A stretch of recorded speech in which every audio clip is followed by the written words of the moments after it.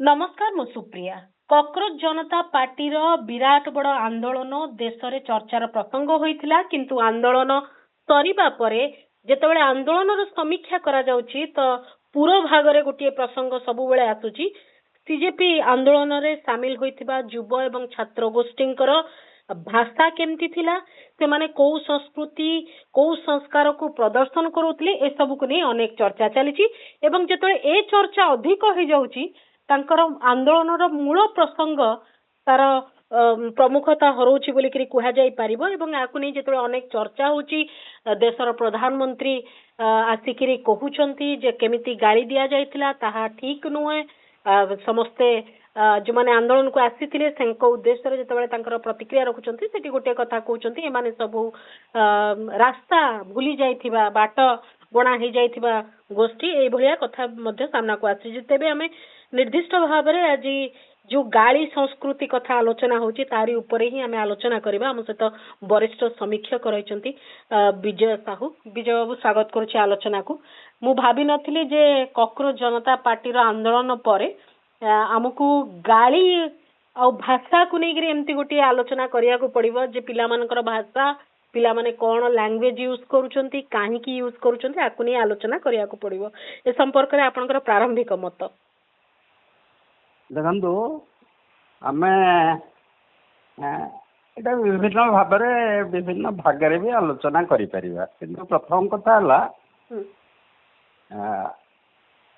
पिलांकर गाड़ी नहीं ये जो चर्चा आरंभ होइछि बा चर्चा करा जाउछि आरंभ हैनी माने सरकारी दल एवं तांको समर्थित मीडिया तांकर जो सोशल हैंडलर रहिचंती सेମାନଙ୍କ द्वारा जो प्रचार करा जाउछि तार कारण गोटे जुग धरिकी तो 2014 रु 2026 12 वर्ष हलाणी हजार हजार कोटी टंका खर्च करिकरी प्रधानमंत्री जो भावमूर्ति सृष्टि करा जाइथला एवं विरोधी दल राजनैतिक दल प्रतिष्ठित राजनैतिक दल एवं अन्य संगठन किसी मीडिया जो माने इंडिपेंडेंट मीडिया जिते चर्चा कले भी से भावमूर्ति क्षेत्र में कौन माने तलू को खसु नाला बर से निर्वाचन आहरी सफलता जो भाई भाव हो से हासिल करुले एवं प्रति गोटा गैप रे 15 दिन मासे 7 दिन गैप रे विश्वव्यापी बुलिक विभिन्न पुरस्कार अर्जन करुले। किंतु यही जो भावमूर्ति यदि आम या भावमूर्तिर पहाड़ बोली कहवा छोट पिला माने गोटे माने मात्र कौन आम कह मासक भितर जो भाई धूलिसात करदेले सेटा को मोदी निजे ग्रहण करि पारि नाहंती एवं मोदी का भावमूर्ति की भित्ति करी जो बर्तमान सरकार सी भी ताको विश्वास करि पारुनी। तेणु offence is the best defence. तेणु आंदोलन बहुदिक ता नहीं चर्चा न करी हठात पिला मान आक्रमणटा आरंभ होता आम संक्षेप प्रथम प्रतिक्रिया रखिपर। निश्चय किंतु ये जो आंदोलन भाषा को लेकिन जो कथाटी सामना को आसी प्रधानमंत्री जो प्रतिक्रिया थिला से संपर्क रे आपनकर मत कौन?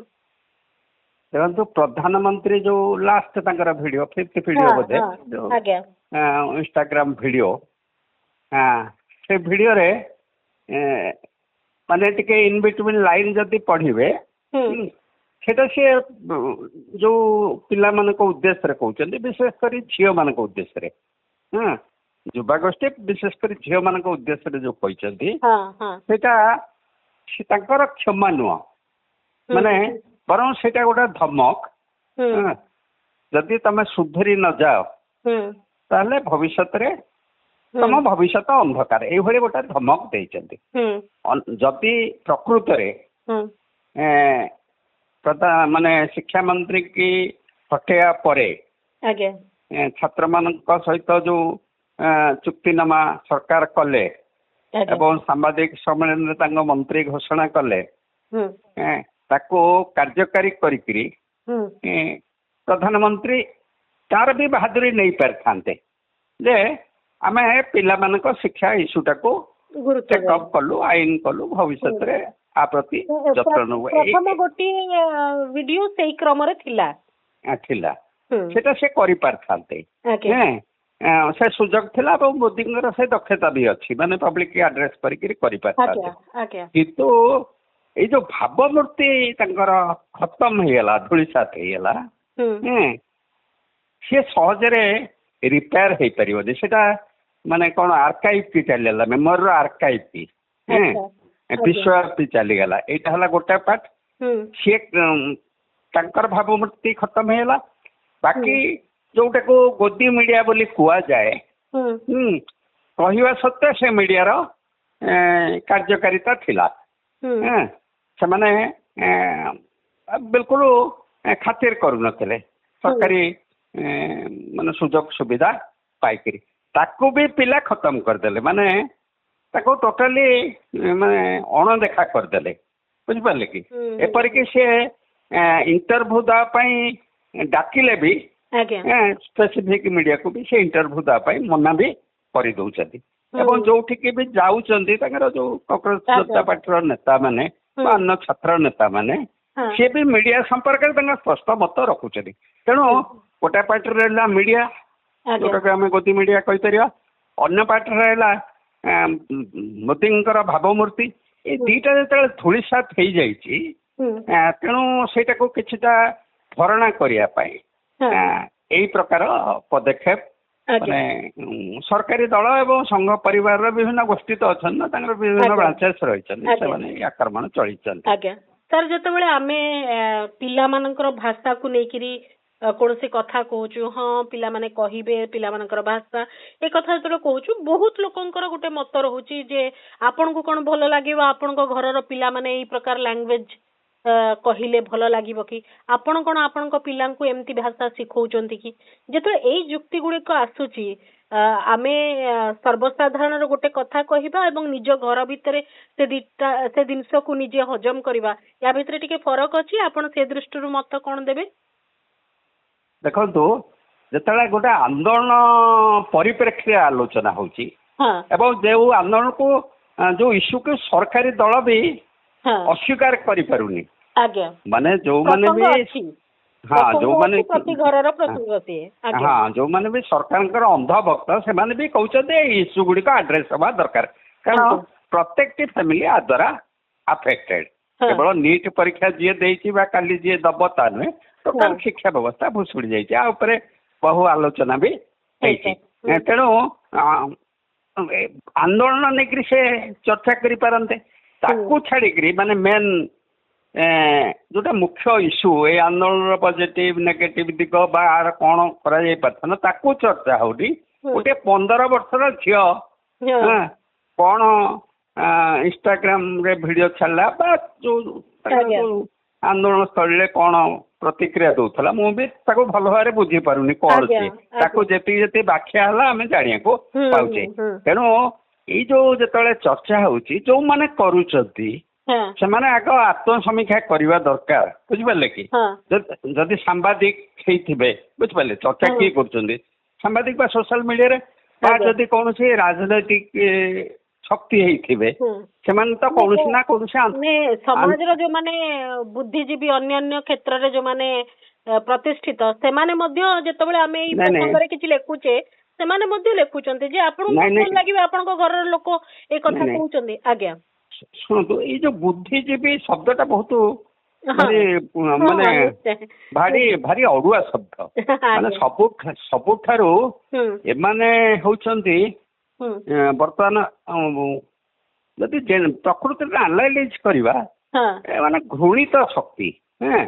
ଏଇ ବୁଦ୍ଧିଜୀବୀ କୋଉଠି ଥିଲେ? ଯୋଉ ମାସେ ଧରିକିରି, ମାସେ କାହିଁକି 50 ଦିନ ଧରିକିରି, 49 ଦିନ ଧରିକିରି ପିଲାମାନେ ଯୋଉ ଭଳି ଖରା, ଯୋଉ ଭଳି କଟକଣା ଭିତରେ ମାନେ ସେଠି ବସିଲେ, ଯଦି ଏଇ ବୁଦ୍ଧିଜୀବୀ ମାନେ 1000 ଖଣ୍ଡେ ବୁଦ୍ଧିଜୀବୀ ପ୍ରଧାନମନ୍ତ୍ରୀଙ୍କୁ ଲେଖିଥାନ୍ତେ বা ଯାଇକିରି ଦେଖା କରି କହିଥାନ୍ତେ ଏଇ ଇସ୍ୟୁଟା କୁ ଆଡ୍ରେସ ହଉ। ଏଇଟା ତ ସମସ୍ତଙ୍କର ଇସ୍ୟୁ। ହଁ ଠିକ ଅଛି, ପ୍ରଶ୍ନପତ୍ର ଲିକ୍ ହେଲା ବା ଦ୍ୱିତୀୟ ଥର ପରୀକ୍ଷା ହେଲା, ଠିକ ହେଇଗଲା, କିନ୍ତୁ ଭବିଷ୍ୟତରେ କେମିତି ହବନି, କଣ ଆର ସୁରକ୍ଷା କରାଯାଇ ପାରିବ। ତେଣୁ ଅନ୍ତତଃ ପିଲାଙ୍କ ସହିତ ଆଲୋଚନା କରାଯାଉ। କରିପାରିଥାନ୍ତେ। ଏ ବୁଦ୍ଧିଜୀବୀ ସେତେବେଳେ ନଥିଲେ, ତେଣୁ ଏମାନଙ୍କୁ ଆପଣ ବୁଦ୍ଧିଜୀବୀ ଭାବରେ ଧରନ୍ତୁ।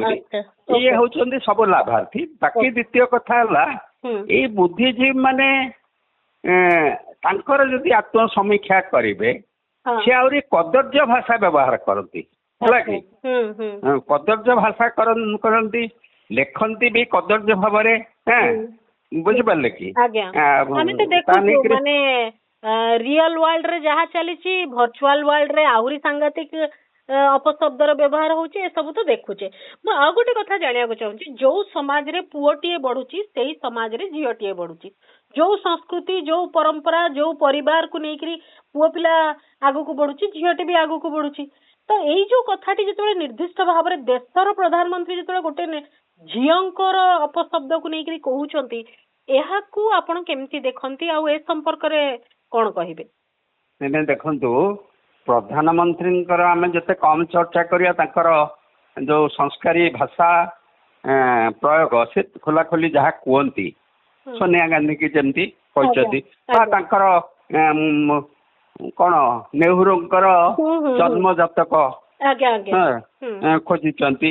ଆଚ୍ଛା, ଏଗୁଡା ସବୁ ଇଏ କଲେ, ଏଗୁଡା ମାନେ ଏବଂ ମାନେ ସେ ଗୋଟେ ପ୍ରଧାନମନ୍ତ୍ରୀ ବି ନ କୁହନ୍ତୁ, ମୁଁ ଜାଣିବାକୁ ଚାହୁଁଛି ଯେ କେବଳ ପ୍ରଧାନମନ୍ତ୍ରୀ କାହିଁକି, ଆପଣ ଦେଖନ୍ତୁ ଯେତେବେଳେ ବି ସିଜେପି ପ୍ରୋଟେଷ୍ଟ ପରେ ଯୋଉ ଗାଳି ଗୁଲଜ ତାଙ୍କର ଭାଷାକୁ ନେଇ ଯେତେବେଳେ ଚର୍ଚ୍ଚା ହେଲା, ମାନେ ତାଙ୍କର ବେଶଭୂଷାକୁ ନେଇକରି ବି ଚର୍ଚ୍ଚା ହେଇଛି, କିନ୍ତୁ ଭାଷାକୁ ନେଇକରି ଯେତେବେଳେ ଚର୍ଚ୍ଚା ହେଲା, ସାମ୍ନାକୁ ସବୁବେଳେ ଆସିଲା ଯେ ଝିଅ ପିଲା ବି ଏମିତି ଗାଳି ଦେଲେ, ଝିଅ ପିଲା ବି ଏମିତି କହୁଛନ୍ତି, ଝିଅ ପିଲା ବି ଏମିତି ପୋଷ୍ଟର ନେଇକରି ଆସିଥିଲେ।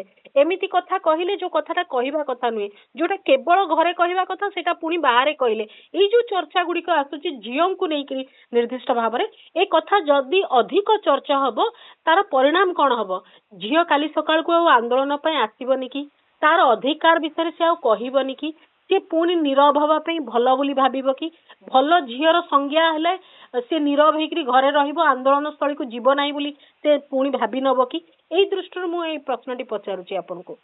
ହଁ, ଦେଖନ୍ତୁ, ଏଇଟା ହଉଛି ସେମାନଙ୍କର ଭାବନା ଯେ ଯଦି ଆମେ ଏଇଭଳି ଗୋଟେ ଆକ୍ରମଣାତ୍ମକ ପଦକ୍ଷେପ ନବା, କାରଣ ବର୍ତ୍ତମାନ ତ ଯୋଉ ସବୁ ଝିଅ ମାନେ ଆସିଥିଲେ, କାରଣ ଟେକ୍ନୋଲୋଜି ଅଛି, ଫଟୋ ଦ୍ୱାରା ସମସ୍ତଙ୍କର ସେ ଆଡ୍ରେସ ପାଇଯାଇଛନ୍ତି, ବୁଝିପାରିଲେ କି? ଏବଂ 0 FIR ହେଇଯାଇଛି, ବୁଝିପାରିଲେ କି? ଏବଂ ସମସ୍ତଙ୍କ ଟେଲିଫୋନ ନମ୍ବର, କିଛି ଝିଅ ବି ନିଜ ଆଡୁ ପୁଣି ବାଧ୍ୟ ପରିବାରର ପ୍ରେସରରେ ହଉ ପଛେ ଆସିକି ସେମାନେ ସେମାନଙ୍କୁ ବି ଇଣ୍ଡିଭିଜୁଆଲି ଫୋନ କରିକିରି ବି ଧମକ ଦିଆଯାଉଛି, ତମକୁ ରେପ୍ କରାଯିବ, ମର୍ଡର କରାଯିବ, ଏସବୁ କରୁଛନ୍ତି। ଏଇଟା ତେଣୁ ଭାବୁଛନ୍ତି ଏଇଭଳିଆ କରିକିରି ଗୋଟା ତାଙ୍କୁ ଧମକ ଦେଇକିରି ଦବେଇ ଦିଆଯିବ। କିନ୍ତୁ ଇସ୍ୟୁଟା ହଉଛି ଯୋଉମାନେ କରୁଛନ୍ତି, ସୋସିଆଲ ମିଡିଆରେ ଅଛନ୍ତି, ବର୍ତ୍ତମାନ ଆନ୍ଦୋଳନ ପରିପ୍ରେକ୍ଷୀରେ କରୁଥିଲେ, କିନ୍ତୁ ପୂର୍ବରୁ ବି ଧରନ୍ତୁ କୌଣସି ଗୋଟା ରାସନାଲ କିଏ ପୋଷ୍ଟ କଲା ସୋସିଆଲ ମିଡିଆରେ, ଠିକ କଥାଟା କହିଲା, ସେ ସାଙ୍ଗେ ସାଙ୍ଗେ ତାଙ୍କର ଯୋଉ ଟ୍ରୋଲ ଆର୍ମି ଅଛନ୍ତି, ସେ ସେଇଭଳିଆ ବି ମନ୍ତବ୍ୟ ଦଉଥିଲେ, ମା ଭଉଣୀ ନେଇକିରି ସେମାନେ ମନ୍ତବ୍ୟ ଦଉଥିଲେ। ଏଇଟା କିଛି ନୂଆ ନୁହଁ, ବୁଝିପାରିଲେ କି? କିନ୍ତୁ ଏଇଟା ଯେହେତୁ ଗୋଟେ ଆନ୍ଦୋଳନ ହେଲା, ସେଇ ଆନ୍ଦୋଳନ ପବ୍ଲିକଲି କିଏ ସୋସିଆଲ ମିଡିଆରେ କଣ ପୋଷ୍ଟ କରୁଥିଲା ଅଲଗା କଥା, ଯେତେବେଳେ ପବ୍ଲିକଲି ସେଟାକୁ ପ୍ରଚାର କଲେ, ସେ ହଉଛନ୍ତି ଯଦି ବର୍ତ୍ତମାନ ଏଇ ଆକ୍ରମଣଟା କରାଯିବ ତାହେଲେ ସେ ଦବିଯିବେ, ଆଉ ଆନ୍ଦୋଳନକୁ ଆସିବେନି। ଏଇଟା ହେଲା ଗୋଟାଏ ଦିଗ। କିନ୍ତୁ ମୁଁ ଯୋଉଟା ପ୍ରଥମେ କହିଲି, ପ୍ରଥମ ଦିଗ ହଉଛି ଯେ ପ୍ରଧାନମନ୍ତ୍ରୀଙ୍କ ଭାବମୂର୍ତ୍ତି କି ଯୋଉଟା ଧ୍ୱଂସ ହେଇଯାଇଛି, ତାକୁ କେମିତି ପୁନର୍ନିର୍ମାଣ କରିବା, ସେ ରୁଇନ୍ ଭିତରୁ କେମିତି କରିବା। କିନ୍ତୁ ଏହାର ପ୍ରଭାବ ଯେ ବିଶ୍ୱବ୍ୟାପୀ ହେଇଛି, ସମସ୍ତେ ତ ପିଲାଙ୍କୁ ଏଇ ଭାବମୂର୍ତ୍ତି ସଳଖିବ, ମାନେ ସକାଳୁ ତାଙ୍କ FIR ତାଙ୍କ ନାଁରେ ହବ, ରାତିରେ ପ୍ରଧାନମନ୍ତ୍ରୀ ମାନେ ତାଙ୍କ କହିବେ ମୁଁ କ୍ଷମା କରିଦେଲି ବୋଲି। ଆକ୍ଚୁଆଲି କ୍ଷମା କିଏ ମାଗିବା କଥା ସିଏ ତ ଅଲଗା କଥା। ସେ ଏଇ ଯୋଉ ଦି ପ୍ରକାରର ଚିତ୍ର ଆମେ ଦେଖୁଛେ, ମାନେ ଜଣେ କ୍ୟାବିନେଟ କଲିଗଙ୍କ ଇଏରେ ଏଇ ଜିନିଷ ହବ, ଆଉ ଜଣେ ଏଇଆ କରିବେ, ଏଇ ଯୋଉ ଦୋହରା ଚିତ୍ର, ଯୋଉ ଏଥିରେ କଣ ଭାବମୂର୍ତ୍ତି ସଳଖି ହେଇଯିବ? ନାଇଁ ନାଇଁ ଏଇ ଯୋଉ ଭାବନାଟା ଯେମିତି ଯୋଉ ମୁଁ ଗୋଟେ ଆଜି ପୋଷ୍ଟ କରିଛି ନଙ୍ଗା ରାଜାର ଭାବନା ବୁଝିପାରିଲେ କି ହଁ ନିଜେ ସମ୍ପୂର୍ଣ୍ଣ ଉଲଗ୍ନ ଅଛ ତମେ ଭାବୁଛ ମୁଁ ଖୁବ ଉଚ୍ଚ କୋଟିର ବସ୍ତ୍ର ପିନ୍ଧିଛି ତମେ ଭାବ କିନ୍ତୁ ଦୁନିଆ ଦେଖି ସାରିଲାଣି ରଜାଙ୍କୁ ଛୋଟ ପିଲା ଦେଖି ସାରିଲେଣି ଆଗରୁ କିଏ ମୁହଁ ଖୋଲୁ ନଥିଲେ ସମସ୍ତେ ପିଲା ଯେତେବେଳେ ମୁହଁ ଖୋଲିଲା ସମସ୍ତେ ଖୋଲିଲେ ଯେ ତମେ ନଙ୍ଗା ଅଛ ହେଲା କି ତମେ କେମିତି ଆଉ ବସ୍ତ୍ର ପିନ୍ଧେଇବ ଏଇ ସମୟଟା ତମେ ଲଙ୍ଗଳା ଥିଲ ନା ତେଣୁ ତମର ଭାବମୂର୍ତ୍ତି ସେତେବେଳେ କିଛିଟା ପୁନରୁଦ୍ଧାର ହବ ଯେତେବେଳେ ତମେ ପୋଷାକ ପିନ୍ଧିବ ଅର୍ଥାତ ଏ କ୍ଷେତ୍ରରେ ତମର ଯୋଉଟା ଭୁଲ ସେଇଟାକୁ ସଂଶୋଧନ କରିବ ଜେନ୍ୟୁଇନଲି ପିଲାଙ୍କୁ କ୍ଷମା ମାଗିବ ଯେ ମୁଁ 40-48 ଡିଗ୍ରୀ ଟେମ୍ପରେଚରରେ ନିଆଁ ପାଣି ବନ୍ଦ କଲା ଭଳିଆ କରି ତମକୁ ଯୋଉ ମାନେ ମୁଁ ଚାହେଁ ବା ନ ଚାହେଁ ପ୍ରଶାସନ ଯୋଉ ଭଳିଆ ନିର୍ଯାତନା ଦେଲା ସେଥିପାଇଁ ପ୍ରକୃତରେ ଦୁଃଖିତ ତମେ ଖୋଲା ଖାଲି ମୋ ପାଖକୁ ଆସିପାର ଆଗରୁ କ୍ଷମା ଯେତେବେଳେ ଜେନ୍ୟୁଇନଲି ମାଗିବେ କିନ୍ତୁ ବର୍ତ୍ତମାନ ଯୋଉ ପ୍ରତିକ୍ରିୟା ଆସୁଛି ସେଠି ତ ପ୍ରଧାନମନ୍ତ୍ରୀ ନିଜେ ଭିକ୍ଟିମ ବୋଲି ମାନେ ସିଏ ପୀଡ଼ିତ ତ ଯିଏ ପୀଡ଼ା ଦେଇଛି ତାକୁ କଣ କ୍ଷମା ମାଗିବେ ଯୋଉ ମେସେଜ ଦିଆଯାଉଛି ସିଏ ପୀଡ଼ିତ ବୋଲି ତାଙ୍କ ସ୍ୱର୍ଗୀୟ ମାଙ୍କୁ କୁହାଯାଉଛି ତାଙ୍କୁ ଗାଳି ଦିଆଯାଇଛି ନାଇଁ ଏଇ ଯୋଉ ମାଙ୍କୁ ଗାଳି ଦବାଟା କେତେ ବର୍ଷ ଧରିକିରି ସିଏ କହିବେ ବଞ୍ଚିଥିଲା ବେଳେ ତ କହୁଥିଲେ ମା ତ ମାନେ କଣ ଦେହତ୍ୟାଗ କଲେଣି ଖାଲି ମୋଦିଙ୍କର ମା ଅଛନ୍ତି ପ୍ରଧାନମନ୍ତ୍ରୀଙ୍କ ମା ଅଛି ଏ ଯୋଉ ମା ନେଇକିରି ଗାଳି ଖାଲି କଣ ସେମାନେ ଦବାର ଅଧିକାର ପାଇଛନ୍ତି ଆଉ କାହାର ମା ନାହିଁ ସାଧାରଣ ଗରିବର ମା ନାହିଁ ସେ ଝିଅର ମା ନାହିଁ କି ଗୋଟେ ଓକିଲର ମା ନାହିଁ ଗୋଟେ ସାହିତ୍ୟିକର ମା ନାହିଁ ଯୋଉମାନେ ସମାଜରେ କିଛି ପ୍ରତିବାଦ କରୁଛନ୍ତି ସମସ୍ତଙ୍କ ମା ଅଛି ନା ତେଣୁ ପ୍ରଧାନମନ୍ତ୍ରୀ ଏତେ ସୁରକ୍ଷିତ ଥାଇକିରି ଯିଏକି ନିଜେ ହିଁ ଘୋଷଣା କରିଛନ୍ତି ମୁଁ ଛୋଟବେଳୁ ଚାଲି ଯାଇଥିଲି ମାର ସ୍ନେହ ଶ୍ରଦ୍ଧା ପାଇନଥିଲି ଏଇଟା ଗୋଟେ ପ୍ରକାର ଇମୋସନାଲ ବ୍ଲାକମେଲ କରିକି ଲୋକଙ୍କ ଭୋଟ ନେଲେ ଆଚ୍ଛା ଯୋଉ ମାକୁ ତମେ ଯୋଉ ସମୟରେ ଯତ୍ନ ନେବା କଥା ନେଲନି ଚାଲିଗଲା ଆରାମରେ ରହିଲ ଏପରିକି ମାକୁ ବି ଚାହିଁଥିଲେ ତମେ ଆଣିକିରି କାରଣ ପ୍ରଧାନମନ୍ତ୍ରୀଙ୍କ ଘର ତ ଗୋଟେ ସହର ନା ତା ଭିତରେ ରଖିପାରିଥାନ୍ତ ସେଠି ରଖିଲନି ବା ତମେ ଗୋଟେ ବିବାହିତ ପତ୍ନୀ ହିନ୍ଦୁ ସମାଜରେ ଏଇଟା ଗୋଟେ ଯୋଉମାନେ ହିନ୍ଦୁ ବୋଲି ନିଜକୁ ଗର୍ବ କରନ୍ତି ଆଇଦର ତମେ ଛାଡ଼ପତ୍ର ଦବ ବା ତାଙ୍କ ପ୍ରତି ସୁବିଚାର କରିବ ସେଇଟା କଲନି ପାଖରେ ରଖିପାରିଲନି ତେଣୁ ସେ ଭଦ୍ର ମହିଳା ବିଦେଶ ବି ଯାଇପାରୁନାହାନ୍ତି କାରଣ ପାସପୋର୍ଟ ଏ ଯୋଉ ଭିସା ପାଇବା ପାଇଁ ଗୋଟେ ମ୍ୟାରିଟାଲ ଷ୍ଟାଟସ୍ ଦରକାର ଗୋଟେ ଅଲଗା କଥା ଆମେ ସେ ସମ୍ପର୍କରେ ମୁଁ ଟିକେ ପୁଣି ଫେରିବି ଏଇ ଯୋଉ ଗାଳିକୁ ନେଇକରି ଏତେ ଚର୍ଚ୍ଚା ହଉଛି ଗାଳି ବା ଅପଶବ୍ଦ ଯୋଉ ବ୍ୟବହାର ଏହା କଣ ଏଇ ପିଢି ଖାଲି ଶିଖିଲା ଇଏ ଖାଲି କଣ ଭାରତୀୟ ଲୋକ କହୁଛନ୍ତି ନା ଏହା ମାନେ ବିଶ୍ୱ ତମାମର ଚିତ୍ର ଏବଂ ପ୍ରତି ପିଢି ଏ ଗାଳି ସଂସ୍କୃତି ସହିତ ପରିଚିତ ଗାଳି ସଂସ୍କୃତି ମାନେ ମଣିଷ ସମାଜ ସୃଷ୍ଟି ସହିତ ଗାଳି ସଂସ୍କୃତି ସୃଷ୍ଟି ହେଇଛି ପ୍ରକାଶ ଭଙ୍ଗିମା କିପରି ଅଲଗା ଅଲଗା କଥା କାରଣ ଜଣେ ଯେତେବେଳେ ଦି ପ୍ରକାର ଗାଳି ଥାଏ ଗୋଟା ସାମୟିକ ଉତ୍ତେଜନା ପ୍ରକାଶ କରିବା ପାଇଁ ଧରନ୍ତୁ ଦୁଇ ଜଣଙ୍କର ଗୋଟେ ବଚସା ହେଇଯାଉଛି ହେଲେ ଯିଏ ମାନେ ବଡ ଯିଏ ତା ଠାରୁ ଶକ୍ତିଶାଳୀ ଯିଏ ସିଏ ତାକୁ ଗାଳି ଦଉଛି ତ ତଣ୍ଟି ମୋଡ଼ି ଦେବି ଏ କରିଦେବି କାମ କରିଦେବି ସମ କରିଦେବି ତ ଆଚ୍ଛା ଯିଏ ସାନ ଯିଏ ସେ ତାକୁ ଗୋଟେ ଗାଳି ଦେଇକିରି ଦୌଡ଼ିକିରି ଚାଲି ଯାଉଛି ତେଣୁ ଏସବୁ ଯେତେ ପୁରୁଣା ସଂସ୍କୃତିର ଦେଶ ଗାଳି ସେତେ ସମ୍ପୃକ୍ତ ଏପରିକି ଆମର ପୁରୁଣା କାବ୍ୟ କବିତାରେ ଅଛି ଆପଣ ଦେଖିବେ ମହାଭାରତରେ ଏଇ ଯୋଉ ଦୁଶାସନ ଭୀମ ବଂଶ ନେଇକିରି ଭୀମଙ୍କୁ ସବୁବେଳେ ଚିଡାନ୍ତି ମାନେ ଏଇ ଯୋଉ ତାଙ୍କ ବାପା ମା ନେଇକିରି ଚିଡାନ୍ତି ତାମାନେ ସେଇ ମହାଭାରତରେ ବି ସେଇ ଗାଳି ଥିଲା ନା ନାଇଁ ଆମର ସାହିତ୍ୟରେ ବି ଗାଳିରେ ଅଛି ନା ନାଇଁ ଆଚ୍ଛା ଆମର ମୁଁ ତ ଗଞ୍ଜାମ ଜିଲ୍ଲାରୁ ଆସିଛି ଆପଣ ସେ ଯୋଉ ଶବ୍ଦକୁ ଅନ୍ୟମାନେ ହଠାତ୍ ଗଞ୍ଜାମ ବାହାର ଲୋକ ଗଲେ ଇଏ କରିପାରିବେନି ଆଚ୍ଛା ମୁଁ ତ ବିଭିନ୍ନ ଅଞ୍ଚଳ ସହିତ ମୋର ଜୀବନ ସାରା ବିଭିନ୍ନ ଅଞ୍ଚଳ ଇଏ କରିଛି ମୁଁ ଗୋଟେ ସମୟରେ ଛାତ୍ର ଜୀବନରେ ଶିକାରପୁର ରେ ରହୁଥିଲି ଆପଣ ସେଠି ଯୋଉ ଭାଷା ମାନେ ବ୍ୟବହାର କରାଯାଏ କଟକର ଯୋଉ ସାଇ ବସ୍ତିର ଭାଷା କିଛି କିଛି ଅଞ୍ଚଳରେ ଗୋଟେ ସ୍ୱାଭାବିକତା ଭିତରେ ଥାଏ। ଆଚ୍ଛା ଆପଣ ଏଇ ଯୋଉ ଚଣ୍ଡିଖୋଲ ଯାଜପୁର ଏଇ ଅଞ୍ଚଳରେ ଏଠି ଆମର କିଛି ଖଣ୍ଡାୟତ ଗାଁ ଅଛି ସେ ଯେତେବେଳେ ଝଗଡ଼ା ହୁଅନ୍ତି ସେ ଯୋଉ ଭାଷା ପ୍ରୟୋଗ କରନ୍ତି ସେଗୁଡ଼ା ବି ଆମେ ଦେଖିଛୁ। ତେଣୁ ଯଦି ଏଇଟା ଗୋଟେ ଅପରାଧ ମୂଳକ ଜିନିଷ ହେଇଥାନ୍ତା ବୁଝିପାରିଲେ କି ତାହେଲେ ଆର ଗୋଟେ ସଂସ୍କାର ହେଇଥାନ୍ତା। କିନ୍ତୁ ଗୋଟେ କଥା ହଉଛି ଯେ ଏଇ ଯୋଉ ସଂସ୍କୃତି ଧନୀ ଗରିବ ଶିକ୍ଷିତ ଅଶିକ୍ଷିତ ନିର୍ଦ୍ଦିଷ୍ଟ ଗୋଷ୍ଠୀ ନିର୍ଦ୍ଦିଷ୍ଟ ବର୍ଗ ଏହା ଭିତରେ ସୀମିତ ନାହିଁ।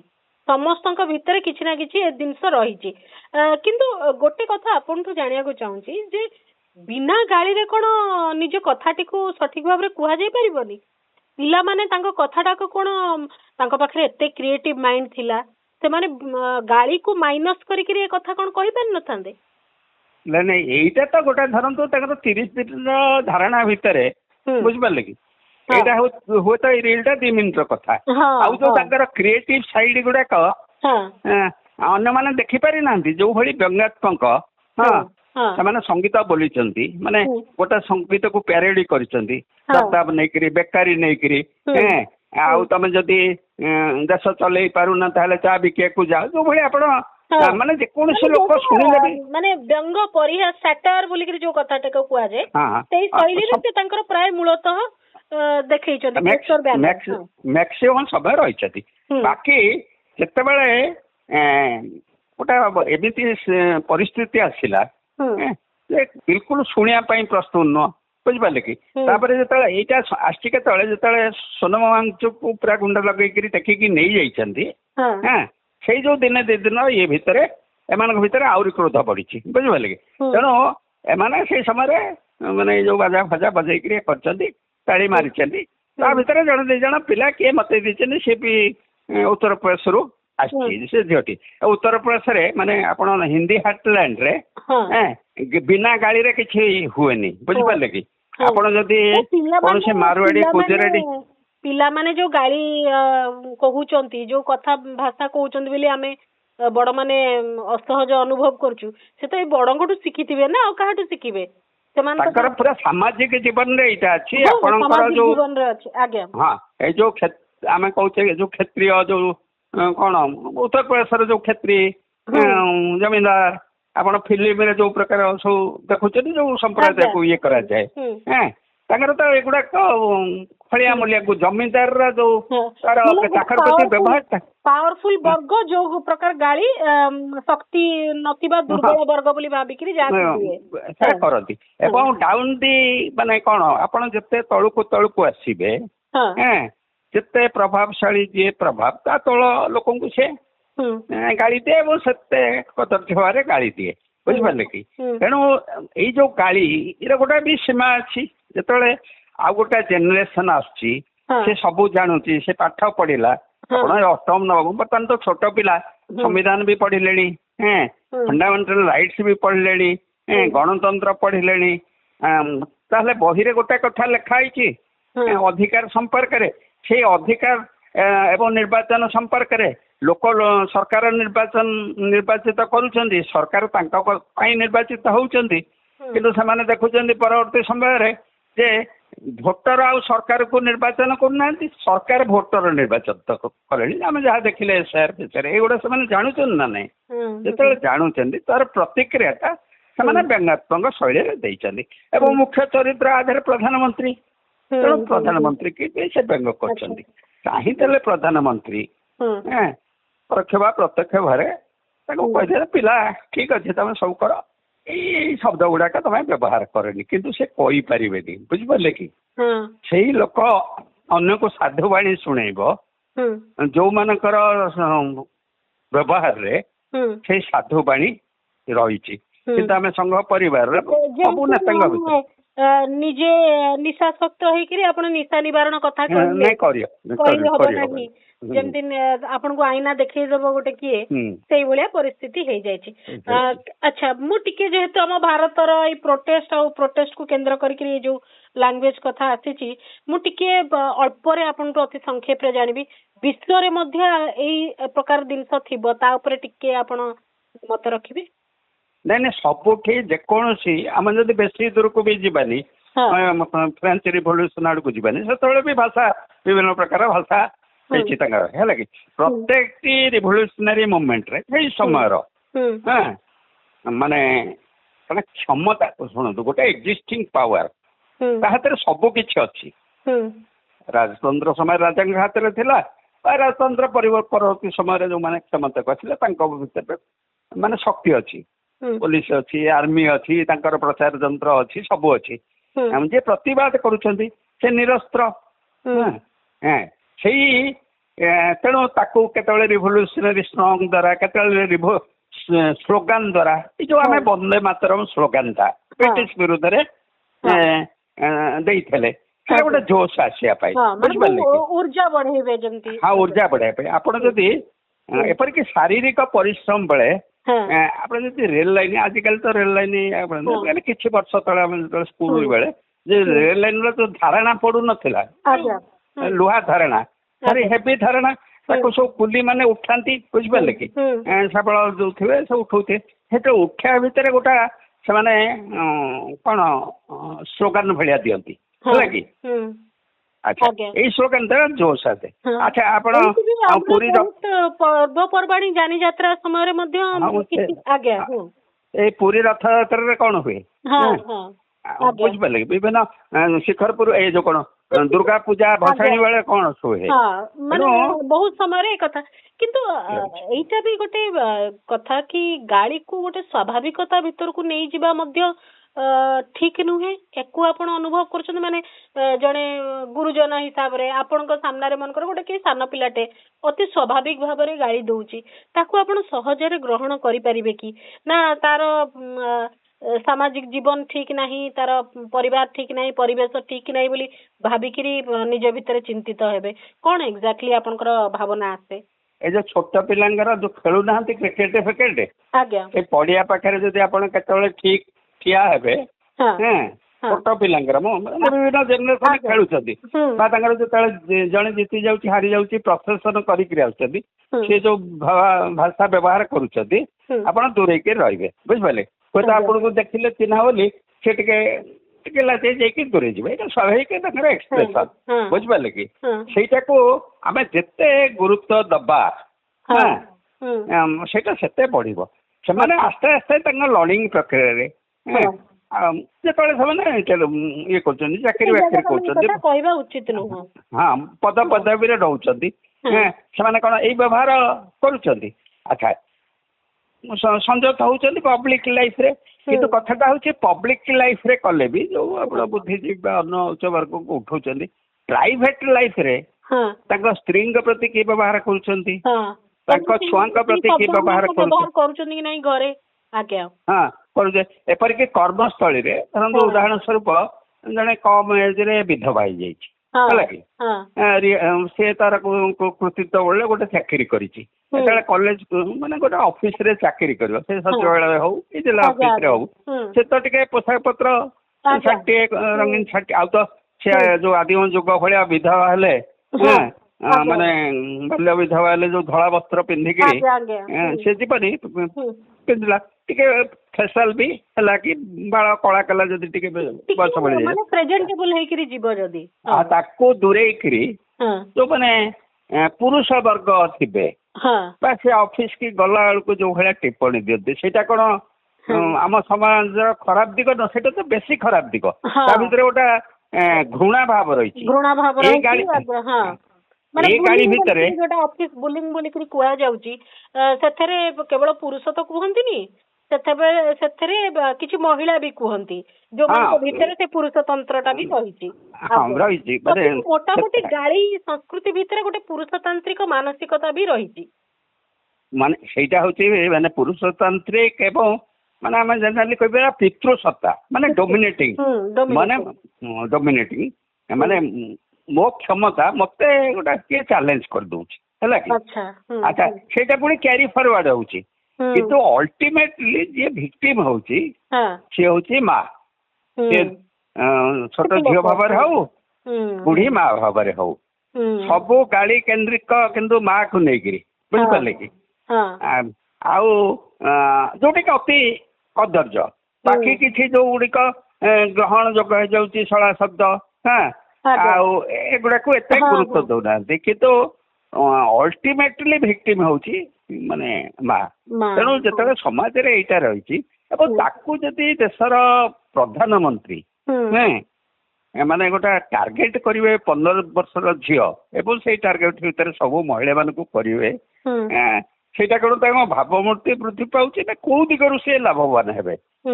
ଆପଣ ଏଇ ଯୋଉ ଏଇ ଭୋଟ ଫୋଟ ଛାଡନ୍ତୁ ଭୋଟ ଦ୍ଵାରା ବହୁ ଶକ୍ତି ବି ଦୀର୍ଘ ଦିନ କ୍ଷମତାରେ ରହିପାରନ୍ତି ସେଇଟା ବଡ କଥା ନୁହଁ କିନ୍ତୁ ସେଇ ଝିଅଟି ବି ବା ଯୋଉମାନେ ସବୁ ଭିକ୍ଟିମ ହେଲେ ସେ ବି ମାନେ ଭୁଲ ସ୍ୱୀକାର କଲେ ବୋଲି ପବ୍ଲିକଲି କହିବେ ତାଙ୍କ ଅନ୍ତର ଭିତରେ ତାକୁ କଣ ଗ୍ରହଣ କରିଥିବେ? କରିନଥିବେ। ନାଇଁ କଥା କହିଥିବେ ଯେ ଆମ ବାପା ଜେଜ ଆକୁ ଭୋଟ ଦେଇକିରି କ୍ଷମତାରେ ବସେଇଲେ ସେମାନେ ଆମକୁ ମାସେ 1.5 ମାସ କାଳ ଖରାରେ ବସେଇଲେ।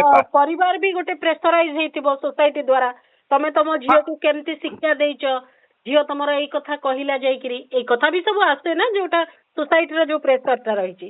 ନାଇଁ ନାଇଁ ପରିବାର 2 ପ୍ରକାର ପରିବାର ଅଛନ୍ତି ବୁଝିପାରିଲେ କି କିଛି ଯୋଉମାନେ ଧରନ୍ତୁ ଟିକେ ରେସନାଲ ଫ୍ୟାମିଲି ସେ ଝିଅର ସୁରକ୍ଷା ପାଇଁ କହିବେ ଯୋଉ ସଂସ୍କାର ପାଇଁ ସଂସ୍କାର ହେଇଥିଲେ ସେ ପିଲା ଗୁଡାକ କେମିତି ମାନେ ଯୋଉ ତାଙ୍କର ଇଂଲିଶ ମିଡିୟମରେ ପଢୁଛନ୍ତି ଭଲ ଭାଷଣ ମାନେ ପ୍ରଶ୍ନର ଉତ୍ତର ଦେଇ ପାରୁଛନ୍ତି କ୍ରିଏଟିଭ ସାଇଡ୍ କି ସେମାନେ ଏକ୍ସପ୍ରେସ କରିଦଉଛନ୍ତି ସେଇଟା ତ ତାଙ୍କର ମେଧା ଶକ୍ତି ଅଛି ନା ନଥିଲେ ସେଇଟା ତ ସେ ପରିବାର ଦେଇଛି ନା ତେଣୁ ସିଏ ହେଲା ଗୋଟାଏ ଦିଗ ଆଉ ଯୋଉ ନ୍ୟାରେଟିଭ ଚଳା ଯାଉଛି ଯେହେତୁ ପ୍ରଧାନମନ୍ତ୍ରୀ କହିଲେ କେମିତି ସଂସ୍କାର ଦେଇଛନ୍ତି ପ୍ରଧାନମନ୍ତ୍ରୀ ଏବଂ ତାଙ୍କର ଯୋଉ ସଂଘ ପରିବାରର ଯୋଉମାନେ ସେ ସଂସ୍କାର ପ୍ରଥମେ ଆରମ୍ଭ କରିବା ଦରକାର ବୁଝିପାରିଲେ କି?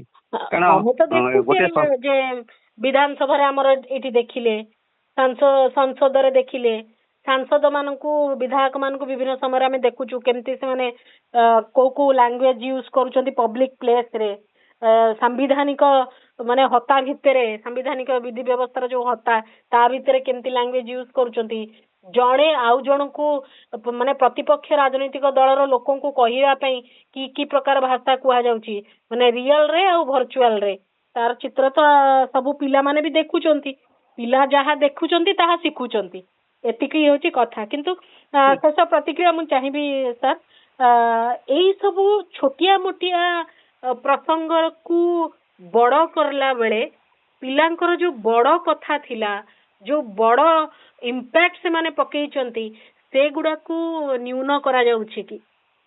ନାଇଁ ନ୍यून ନୁହଁ ଆପଣ ଦେଖନ୍ତୁ ଯୋଉ ଦଳଟି କ୍ଷମତାରେ ଅଛି ମାନେ ସେମାନେ ଶିକ୍ଷା କହିଲେ ଅଲଗା ବୁଝନ୍ତି ବୁଝିପାରିଲେ କି ସେଇ ମନୁସ୍ମୃତି ଭିତ୍ତିକ ଶିକ୍ଷା ଋଷି ମୁନି ଶିକ୍ଷା ବୁଝିପାରିଲେ କି ଆଧୁନିକ ଶିକ୍ଷା ବୈଜ୍ଞାନିକ ଶିକ୍ଷା ଆ ଉପରେ ସେମାନେ ବିଶ୍ୱାସ କରନ୍ତିନି ବୁଝିପାରିଲେ କି କାରଣ ସେଇ ଯୋଉ ଶିକ୍ଷା ପାଇଲେ ନ୍ୟାଚୁରାଲି ତ ଜଣେ ଇଣ୍ଡିପେଣ୍ଡେଣ୍ଟ ମାଇଣ୍ଡ ସୃଷ୍ଟି ହବ ନା ଏତେ ଏତେ ଆପଣଙ୍କର ଆଧୁନିକ ଶିକ୍ଷା ପାଇବେ ବିଜ୍ଞାନ ଭିତ୍ତିକ ଶିକ୍ଷା ପାଇବେ ତେଣୁ ପ୍ରଶ୍ନ କରିବା ବିଜ୍ଞାନ ତ ଆସ୍ଥା ଉପରେ ବିଶ୍ୱାସ କରେନି ନା ବିଜ୍ଞାନ ଏବଂ ଆସ୍ଥା ଭିତରେ ପାର୍ଥକ୍ୟ ହଉଛି ବିଜ୍ଞାନର ଗୋଟେ କ୍ଷମତା ଅଛି ସେ ଯଦି ଜାଣିଲା ଆଜିର ତାର ତତ୍ତ୍ୱଟା କାଲି ସକାଳେ କିଏ ଭୁଲ ପ୍ରମାଣିତ କରିଦେଲା ତାକୁ ନୋବେଲ ପ୍ରାଇଜ ଦିଆଯାଏ ବୁଝିପାରୁଛନ୍ତି କି ମାନେ ବିଜ୍ଞାନର ଭୁଲ ଦର୍ଶେଇକିରି ଜଣେ ବୈଜ୍ଞାନିକ ନୋବେଲ ପ୍ରାଇଜ ପାଏ ଆଚ୍ଛା ଧର୍ମର ଆସ୍ଥାର ଭୁଲ ଦର୍ଶେଇକିରି ତାକୁ ମାନେ କଣ ୱିଚ୍ ହଣ୍ଟିଂ ହୁଏ ଭିଡ଼ ହତ୍ୟା କରାଯାଏ ବୁଝିପାରୁଛନ୍ତି ପାର୍ଥକ୍ୟ ତେଣୁ ଏଇଟା ମାନେ ବିଜେପି ପାଇଁ ସବୁଠାରୁ ଚିନ୍ତାର ବିଷୟ କିନ୍ତୁ ସେମାନେ ତ କ୍ଷମତାରେ ରହିଯାଇଛନ୍ତି ସବୁ ୟୁନିଭର୍ସିଟି କି କ୍ୟାପଚର କରିଛନ୍ତି ସବୁ ଅନୁଷ୍ଠାନକୁ କ୍ୟାପଚର କରିଛନ୍ତି ନିଜ ଚିନ୍ତା ନିଜ ଫ୍ରଷ୍ଟ୍ରେସନ କୁ ନେଇକିରି ଏବେ ବାସ୍ତବିକ ଭାବରେ ୱିଚ୍ ହଣ୍ଟିଂ ଆରମ୍ଭ ହେଇଯାଇଛି ଝିଅ ମାନଙ୍କର ଏବଂ ପ୍ରୋଟେଷ୍ଟରେ ଥିବା ଯୁବ ଓ ଛାତ୍ର ମାନଙ୍କର ମୁଁ ଯୋଉ ପ୍ରସଙ୍ଗଟି ଆମେ ଚର୍ଚ୍ଚା କରୁଥିଲେ ଅନେକ ଏକଥା ବି ଭାବି ପାରନ୍ତି ଯେ ଆପଣ ମାନେ ସମ୍ଭବତଃ ପିଲାଙ୍କର ଗାଳି ଦବା ସପକ୍ଷରେ ଯାଇକିରି ଏ ପ୍ରସଙ୍ଗକୁ ଚର୍ଚ୍ଚା କରୁଛନ୍ତି ସେମାନଙ୍କ ପାଇଁ ଆପଣଙ୍କର ଉତ୍ତର କଣ? ନାଇଁ ନାଇଁ କିଏ କଣ ଭାବିବ ତା ଉପରେ ମାନେ କୌଣସି ଆଲୋଚନା ହବା ଉଚିତ ନୁହଁ ଯାହା ବାସ୍ତବ ସ୍ଥିତି କାହିଁକି ପିଲାଙ୍କର ଏଇଭଳିଆ ପ୍ରତିକ୍ରିୟା ଆସିଲା ଏବଂ ନିଜେ ପ୍ରଧାନମନ୍ତ୍ରୀ କିଭଳି ଡିଲ୍ କରୁଛନ୍ତି ତା ନୁହେଁ, ମାନେ ସେନାବାହିନୀକି ପଠେଇ ଦେଇଛନ୍ତି ତାଙ୍କୁ, ମାନେ କାହାକୁ ଜେଲରେ ପୁରେଇବା ପାଇଁ, କାହାକୁ ମାନେ ଭବିଷ୍ୟତ ପାଇଁ ସଞ୍ଚୟ କରିକିରି ତାଙ୍କର ଏଫଆଇଆର କରିବା ପାଇଁ, ତାର କ୍ୟାରିୟର ନଷ୍ଟ କରିବା ପାଇଁ, ମାନେ ଛୋଟ ଶିଶୁଙ୍କ ଏଗେନ୍ଷ୍ଟରେ ଗୋଟେ ସରକାର ଯୁଦ୍ଧ ଘୋଷଣା କରିଛନ୍ତି। ତେଣୁ ଆମେ କାହା ପକ୍ଷରେ ଠିଆ ହବା? ସବୁବେଳେ ଯିଏ ବିଚାରବନ୍ତ ମଣିଷ ଦୁର୍ବଳ ପାଖରେ ଠିଆ ହବ, ଆଉ ଯିଏ ଠିଆ ନ ହଉଛି ଯାହା ପାଖରେ ସମ୍ପୂର୍ଣ୍ଣ ସିଷ୍ଟମ ଅଛି ତାଙ୍କ ପାଖରେ ଆମେ ଆଉ ସାଧାରଣ ଲୋକ କଣ ଛିଡା ହବା ଦରକାର ନାହିଁ। କିନ୍ତୁ ସେମାନେ ବି ଶୁଣନ୍ତୁ, ସେ ବି କାରଣ ସବୁ ସେଠି ଜମା ହେଇଥିଲେ ମଧ୍ୟବିତ୍ତ ପରିବାରର, ସେମାନେ ପ୍ରତ୍ୟେକ ଏଇ ଯୋଉ ସମସ୍ତଙ୍କର ସମୟ ଆସୁଛି, ବର୍ତ୍ତମାନ ଲାଭାର୍ଥୀ ହେଇକିରି କୌଣସି ପ୍ରକାର ମାନେ କିଛି ସରକାରକୁ ମାନେ ସମର୍ଥନ କରିବା ଆଶାରେ ଏସବୁ କରିଥାଇ ପାରନ୍ତି। କିନ୍ତୁ ମୋର ଧାରଣା ଆର ଗୋଟେ ସର୍ଭେ କଲେ, ମାନେ ସିକ୍ରେଟ ସର୍ଭେ କଲେ ମେଜରିଟି କହିବେ ପିଲା ଯୋଉଟା କହିଛନ୍ତି ତ କରିବା ଉଚିତ, ତାଙ୍କୁ ବୁଝେଇଦେଲେ ଏଇଟା ସେ କରିବେନି, ଏଇ ଅନ୍ତତଃ ଏତିକି। ଏଇ ଯୋଉ ଗାଳି ପାଟା ଅନ୍ୟ ସବୁ ଠିକ ଅଛି, ବୁଝିପାରିଲେ ବେଙ୍ଗଳିଆ, କିନ୍ତୁ ସରକାର ଯୋଉଟା କରୁଛନ୍ତି ସେଟା କ୍ଷମା ଦେଲା ଭଳିଆ ନୁହଁ, ବୁଝିପାରିଲେ? ଆଜ୍ଞା, ବହୁତ ବହୁତ ଧନ୍ୟବାଦ ବିଜୟ ସାର୍। ଏ ସମ୍ପର୍କରେ ଆମେ ଅଧିକ ଆଲୋଚନା କରୁଥିଲେ ଯେ ପ୍ରୋଟେଷ୍ଟ ସମୟରେ ପିଲାଙ୍କର ଭାଷା କଣ ଥିଲା ତାକୁ ନେଇ ଯୋଉ ପ୍ରକାର ଚର୍ଚ୍ଚା ହେଉଛି ଏବଂ ଭାଷା ସମ୍ପର୍କରେ ଆମର ଶୀର୍ଷ ନେତୃତ୍ୱ, ଦେଶର ସରକାର, ତାଙ୍କର ଶାସନ ପ୍ରଶାସନ କଳ କଣ ଭାବୁଛି ଏବଂ କୋଉ ଆଭିମୁଖ୍ୟ ରଖିଛି ସେ ସମ୍ପର୍କରେ ଆମେ ଆଲୋଚନା କରୁଥିଲେ। ସ୍ୱତନ୍ତ୍ର ଆଲୋଚନାକୁ ଏଇଠି ରଖୁଛି। ନମସ୍କାର।